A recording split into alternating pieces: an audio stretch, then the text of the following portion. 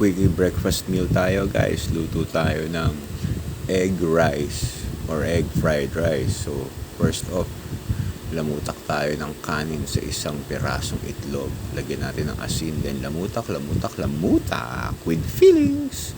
Pag nalamutak na natin, magpainit na tayo ng kawali at lagyan natin ng mantika. Then lagyan na natin ang ating secret ingredient, is yung bawang. Yung bawang ay nagpapasarap ng ating fried rice. Haluin lang yan, then lagyan natin ng itlog. Pagkalagay ng itlog, ito ay ating hahaluin. Mekos-mekos natin yan with a tornado spin. Tornado! Ayan, with feelings.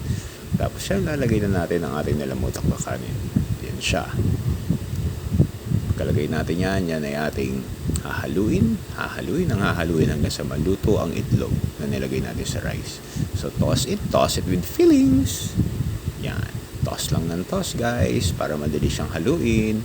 Yan, itos natin ng itos. O, diba?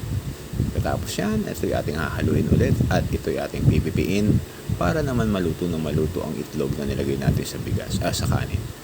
Yan. So, flat lang natin yan, guys. Flat natin yan mga 3 to 5 minutes. Then, haluin ulit natin. Yan. So, medyo luto na yan. Pagkahalo natin yan, yan.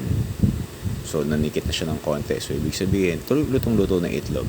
Then ngayon, magluluto tayo ng daing na pusit. Bakit ko ginugupit? Kasi tamad akong pumunit niyan pagluto na. Ito, isasawsaw ko na lang sa suka, then subo na ng kanin. Ayos na. Ayan, kasalang na siya.